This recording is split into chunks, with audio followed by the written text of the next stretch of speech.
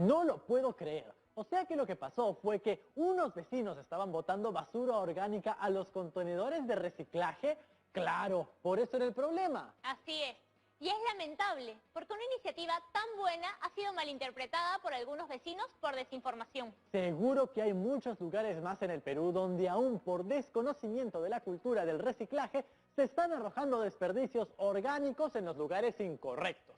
O peor aún, se botan residuos como plásticos en mares y ríos. Gracias por contarme. Creo que algo que podemos hacer es reforzar el tema del reciclaje en nuestro entorno. Por supuesto, Rodrigo. Estamos en contacto. ¡Cambie fuera! ¿Me parece o te has puesto en modo comando? Bueno, mi porcino amigo, si hay algo por lo que hay que luchar en estos tiempos es por nuestra salud y por nuestro planeta. No es posible que semana a semana algunos vecinos estén llenando los contenedores de reciclaje con basura orgánica. ¡Ya sé! Voy a redactar una carta con un texto argumentativo para hacerla circular por todos los vecinos a la espalda del canal. Ustedes, chicas y chicos de primero de secundaria, también tienen como reto elaborar un texto argumentativo para ayudar a fomentar el accionar responsable de los vecinos con respecto al arrojo de basura y reciclaje. ¡Excelente! Las chicas y chicos de primero de secundaria se han vuelto unos excelentes escritores y argumentadores. No olviden que este texto irá en el fanzine. Ahora déjame llamar a la profesora para que nos dé más luces sobre el tema y así vencer a la irresponsabilidad ambiental. ¿Qué tal, Rodrigo? ¿Qué tal, chicas y chicos de primero de secundaria? ¿Qué novedades tienes? ¿Averiguaron por qué se estaba arrojando basura? Sí, lo que había sucedido es que algunos vecinos que viven a la espalda del canal se habían confundido y en un contenedor hecho exclusivamente para reciclaje comenzaron a botar su basura orgánica sin clasificar ni nada. ¡Uy, qué terrible! Por eso fue la discusión de la semana pasada. Sí, eso fue lo que molestó a los otros vecinos que justamente se habían organizado para implementar un contenedor de reciclaje y se dieron con la sorpresa de que algunos no comprendían lo que eran y comenzaron a botar basura ahí. Estoy segura que comunicándose con argumentos se puede llegar a una solución. Justo por eso se me había ocurrido que para ayudar a resolver conflictos ambientales entre personas de un barrio o localidad, podríamos redactar un texto argumentativo. Por supuesto que sí. Ese texto será nuestra arma principal para combatir a favor del planeta. Es increíble cómo en estos tiempos pareciera que hubiese una guerra entre los seres humanos y nuestro propio planeta. ¿Cómo hemos llegado a esto, profesora? Así es. Los conflictos ambientales suceden en diferentes zonas del mundo y son cada vez más graves. Felizmente, para resolver estas disputas se cuenta con diferentes instituciones y estrategias.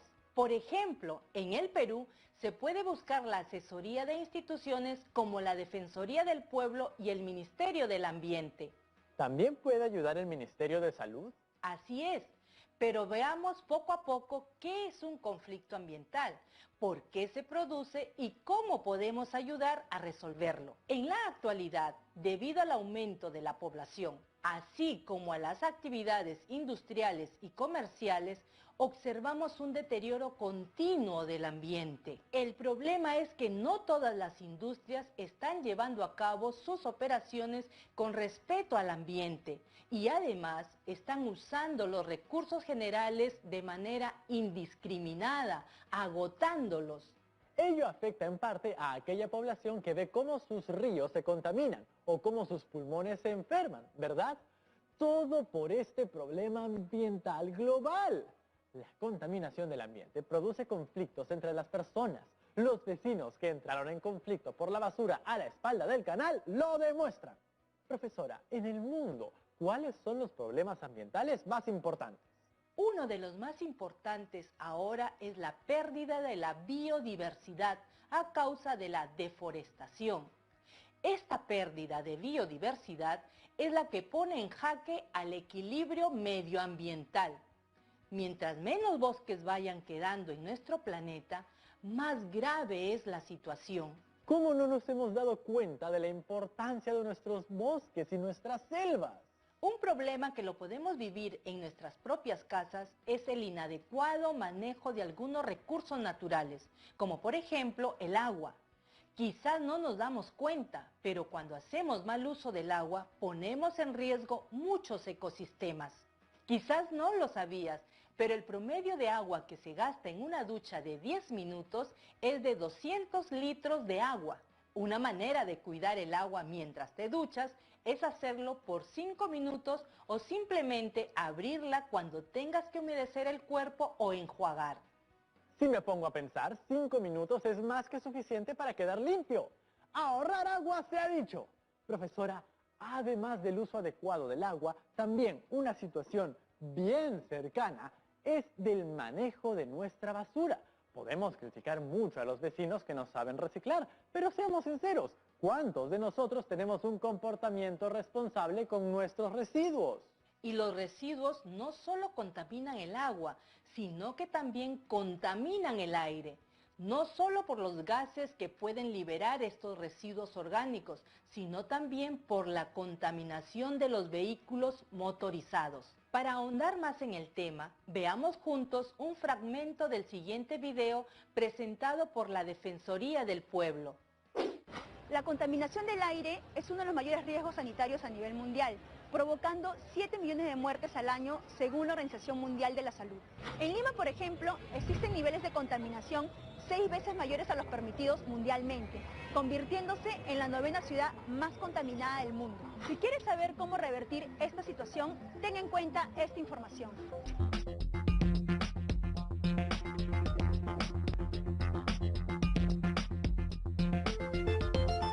En nuestro país existen límites permitidos para la emisión de gases o humos y ninguna actividad debe superarlos. Si esto ocurre, las autoridades pueden imponer multas, disponer la clausura o la paralización de las actividades. Si consideras que alguna actividad está generando emisiones, gases o humos contaminantes que superan los límites permitidos o que incumple alguna obligación, presenta tu queja a la municipalidad de tu distrito. Si se trata de establecimientos comerciales o abiertos al público, como pollerías, restaurantes o talleres mecánicos. También si se trata de unidades de transporte vehicular. En estos casos, además, puedes solicitar un operativo en coordinación con la policía para que se impongan papeletas de infracción de ser el caso. Si se trata de actividades industriales, como una fábrica o una planta procesadora de alimentos, presenta tu queja ante el Ministerio de la Producción. Y si se trata de actividades de edificación o saneamiento, al Ministerio de Vivienda, Construcción y Saneamiento. Si las instituciones no cumplen con supervisar estas actividades, o si se trata de actividades del sector minería, energía, pesquería, industria de papel, cerveza, cemento, curtiembre, biocombustible y petroquímica, presenta tu queja ante el OEFA. Recuerda que todos tenemos derecho a respirar aire libre de contaminación y a gozar de un ambiente sano para el desarrollo de nuestra vida. Si estas entidades no reciben tu denuncia o no fiscalizan los establecimientos y actividades, acude a la Defensoría del Pueblo o llama a la línea gratuita 0800 15 170. Si esta información fue útil para ti, puede ser útil para otras personas. Comparte tus derechos.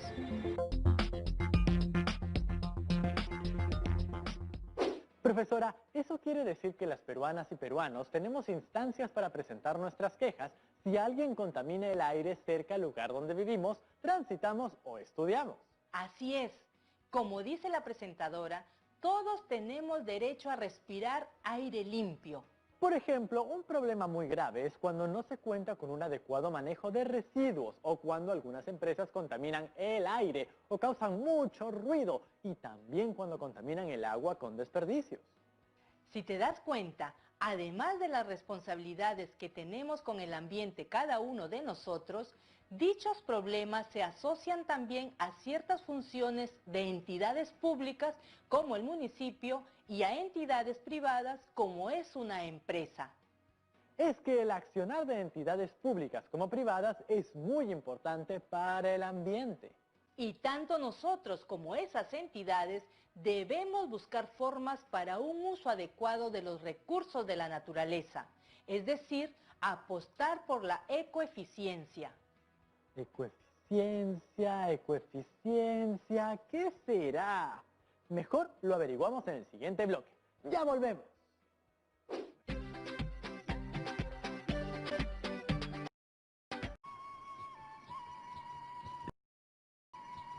Los líderes de la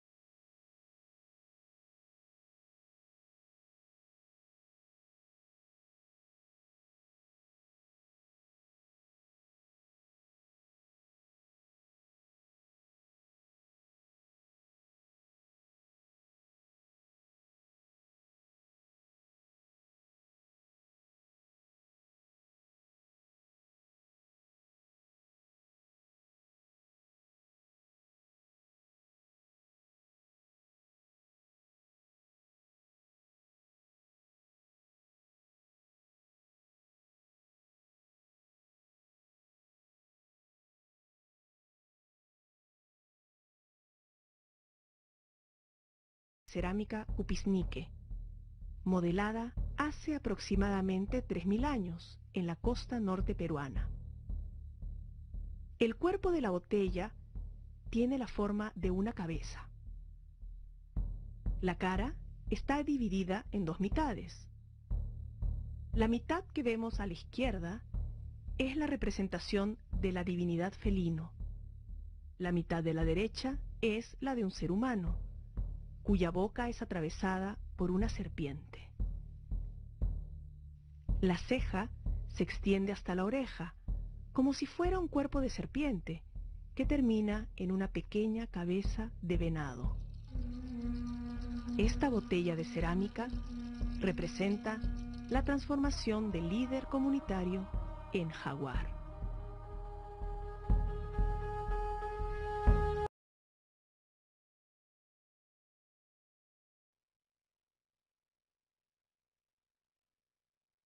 Estamos viendo Aprendo en Casa, secundaria.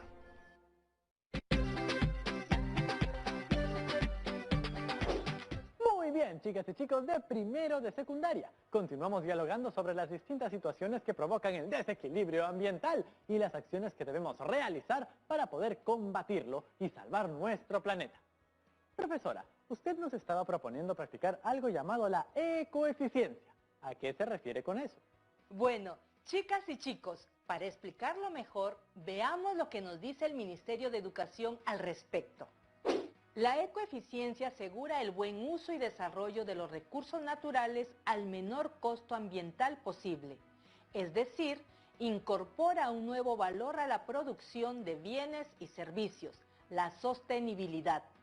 Esto permite un uso más eficiente y sostenible de los recursos naturales, ya sea el agua, el suelo y su biodiversidad o las energías renovables, generando menos desperdicio y contaminación y garantizando su existencia para las futuras generaciones.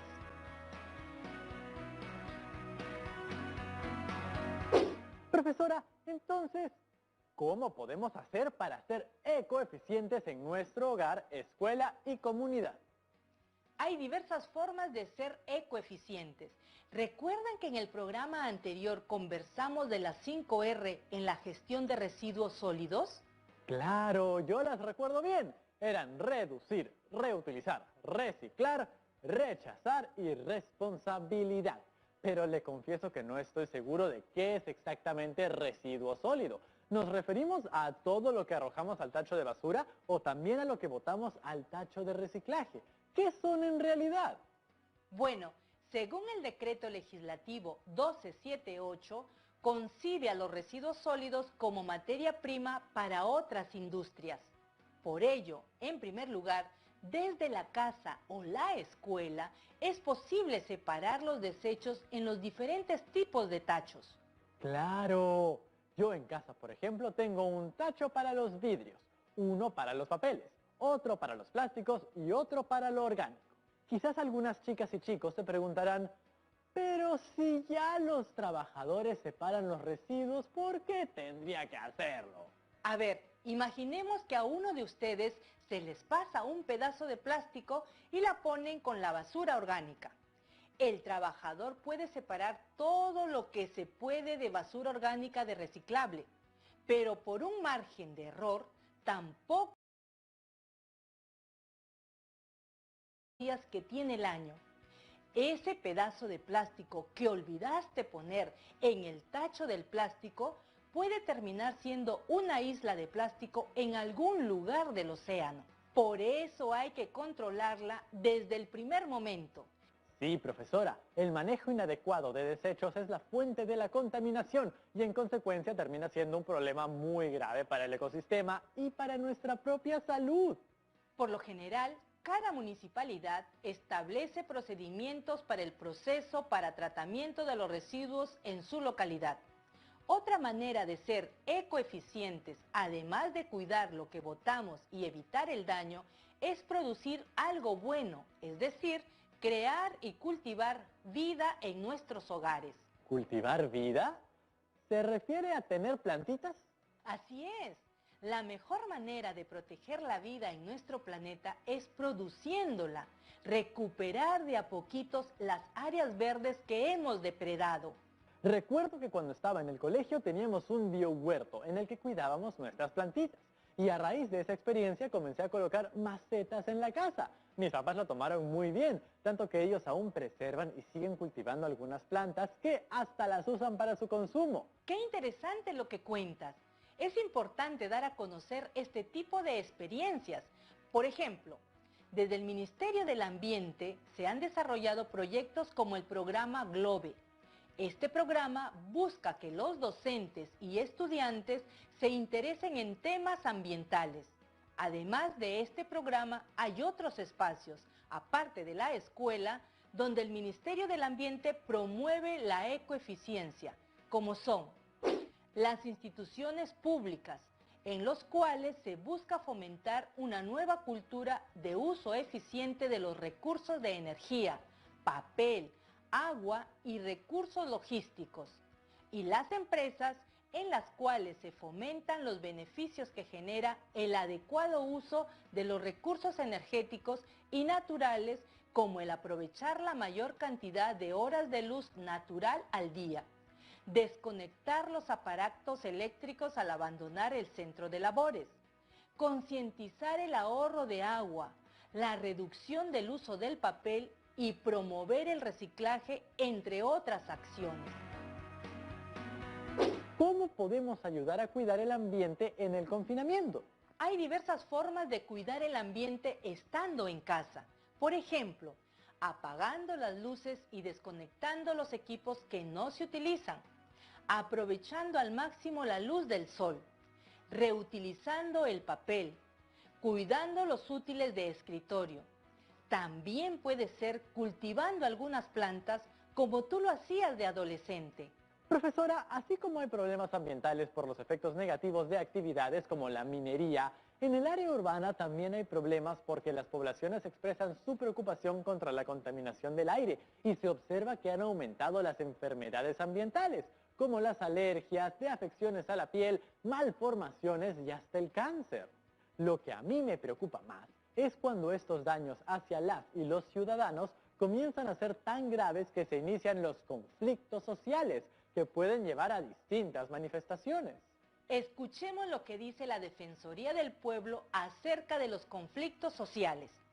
El conflicto social es un proceso complejo en el cual sectores de la sociedad, el Estado y/o las empresas perciben que sus posiciones, intereses, objetivos, valores, creencias o necesidades son contradictorios, creándose una situación que podría derivar en violencia.